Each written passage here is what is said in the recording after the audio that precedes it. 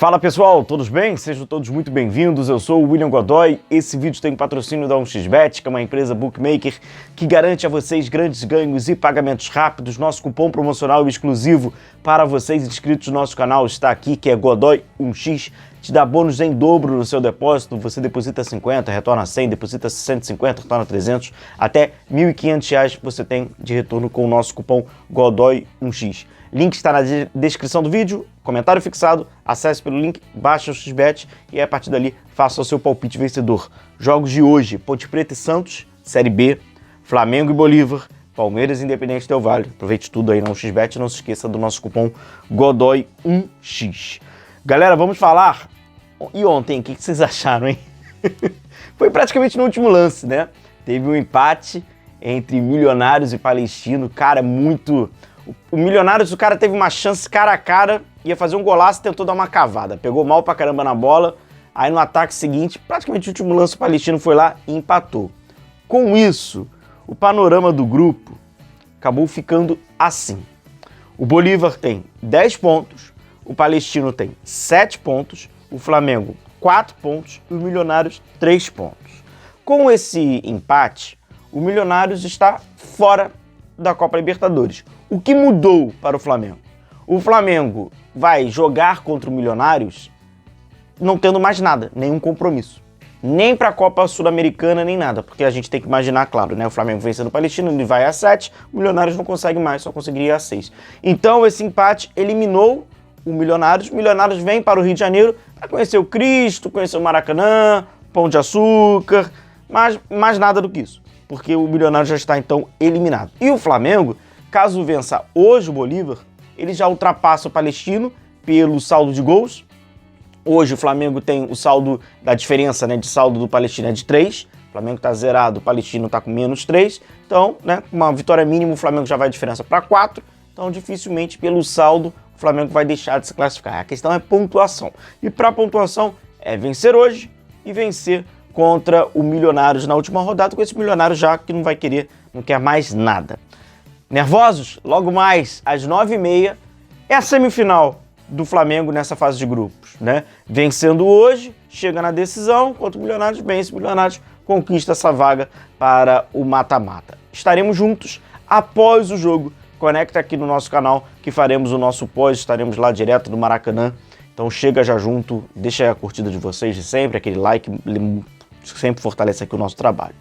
Eu gosto sempre de pegar, a gente vai passar aqui pelo Flamengo, a escalação do Flamengo, pegar aqui o time do Bolívar, ficar atento a situações que eu acho que o Flamengo até deu mole lá na altitude, e uma delas, na minha opinião, independentemente se é altitude ou se não é, ela vai acontecer, porque já é um padrão do Bolívar, então o Flamengo tem que ficar de olho aberto. O Tite, vamos nesse, né, abre o olho aí, comissão técnica, passa aí para os jogadores, ficar espertos, vamos passar pela escalação do Flamengo. Eu gosto sempre de pegar o que aconteceu pós-confronto, né? Quando você vai enfrentar na fase de grupo, você enfrenta 2 vezes, né? Logicamente.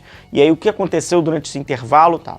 Nesse intervalo desse confronto que o Flamengo teve lá em La Paz para agora, o Flamengo jogou 5 vezes. O Bolívar jogou 2 vezes. A equipe boliviana jogou apenas 2 vezes. Foi o empate contra o Milionários e o outro jogo foi no Campeonato Boliviano, agora no segundo turno, que eles chamam de clausura, né? Teve um empate e uma vitória, o Bolívar uma vitória por 1-0 até o jogo mais recente. Então só jogaram 2 vezes, o Flamengo jogou 5 vezes, não tem nenhuma mudança da equipe do Bolívar, daquele confronto de agora. Com isso, então, a gente já tem até o nosso material aqui para ficar atento. 4-1-3-2, meio de campo às vezes fica sobrecarregado quando sobe a marcação. Será que o Bolívar vai subir a marcação? Fica já essa dúvida.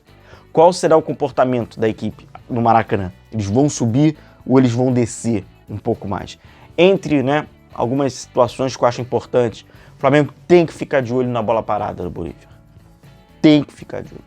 É uma equipe que cobra rápido o escanteio. Talvez aqui no Maracanã, por eles não precisarem ter tanta pressa, talvez essa cobrança não seja tão rápida, mas a cobrança ela é curta, cara.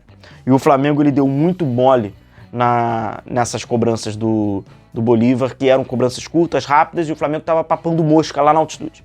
papou muita mosca, principalmente no início do jogo. Tem um pouco mais, né, de velocidade. Algo que eles fizeram, jogo muito pelos lados para fazer, cara, assim, foi um bombardeio, né, muitos cruzamentos, uma jogada pelos lados o tempo inteiro. Forçou com que o Flamengo até mudasse o esquema tático. O Flamengo começou no 5-3-2, depois ele muda, faz 2 linhas com 4 para tentar alargar mais a linha média, né, o meio campo. E o Flamengo teve dificuldades, era muitos cruzamentos. E entre essas jogadas, era o Pato contra o Wesley. Não sei se vocês se lembram. Era o tempo inteiro, jogada de 1 contra 1 pelos lados. E aí, vamos lá, agora é o Varela. Até pela característica do jogo do Flamengo, que tem essa mudança, vamos passar aqui a escalação, o Varela precisa apoiar. Agora ele precisa apoiar. Mudou o jogo do Varela. O jogo do Varela, com essa modificação agora do técnico Tite, de colocar o Gerson como um ponta, o Varela precisa ajudar, como a gente viu no último jogo contra o Corinthians. Então tem que ficar atento até a essa condição, né, de jogo tático ofensivo. E, claro, eu acho que tem que ficar de olho sempre no Chico da Costa, né, o Francisco, brasileiro, atacante. É um cara, né, de diagonais rápidas, né? Um atacante que busca bastante ali o facão, as costas do defensor. Então o Flamengo tem que ficar bastante atento. Pelo lado do Flamengo, a provável escalação do Flamengo tem um retorno do Arrascaeta.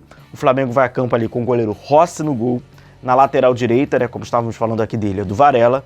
A zaga pelo Fabrício, o que a gente já sabe, né? Fabrício, Léo Pereira e o Ayrton Lucas na lateral esquerda. O meio de campo, então, do Flamengo com o Alan, o De La Cruz e o Arrascaeta. Na direita, então, é o Gerson, né, sendo esse falso ponta, né, esse ponta da ponta para o meio, e ponta mesmo esse característico Cebolinha. Lá na frente, o Pedro. O que acontece? Aquilo que a gente havia falado. O Arrascaeta, tendo condição de jogo, vai jogar. Engana-se quem acha que, o Arrascaeta tendo condição de jogo, a fisiologia deu lá, pode jogar, autorização. Vocês acham que o cara ia botar o Arrascaeta no banco num jogo como esse? Pra colocar o garoto Lohan? Não ia. Como nenhuma comissão técnica ia. Então assim, vai o Arrascaeta. O que, né, tem que se comentar aqui. Não há necessidade do Arrascaeta fazer algum sacrifício, ou seja, não ter a menor condição de jogo, estar se arrastando em campo. Estamos falando de situações físicas. E por serem muito importante o jogo, isso, na minha opinião, não tem necessidade. Agora, ele estando bem, é natural. Isso não quer dizer que ele vai jogar bem. Se ele jogar mal, aí você vai fazer as mexidas. Mas ele está bem fisicamente, isso que é importante. Está bem fisicamente? Está. Óbvio que vai jogar. Isso aí a gente... Falei no vídeo de ontem. O vídeo de ontem era até sobre isso, né? Sobre essa situação que entra o Lohan, não tem necessidade de você ali, né, com o Arrascaeta, botar mal, o cara não tem condição nenhuma, vai, se arrasta de qualquer jeito. Não tem, mas tudo bem, óbvio que vai jogar. Isso aí, ingênuo, né, quem acha o contrário. Então, vai e começa ali com o Arrascaeta. O Varela, com o Gerson, aquilo que eu falei, o Gerson tá lá, mesma formação. Só que o Gerson não é o ponta, né, aquele ponta da profundidade. Ele já é aquele falso ponta, né, que a gente chama, porque ele não vai te dar profundidade.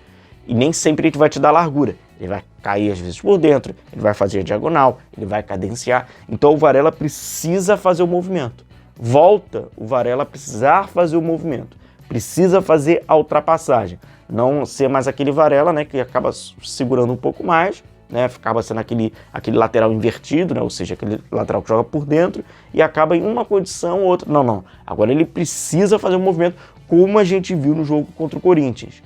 Tinha lá as associações lá do Gerson com o Lohan, do Gerson ali com o De La Cruz e tal, mas o Varela precisa fazer um movimento para o Flamengo voltar a ter amplitude e ter a profundidade.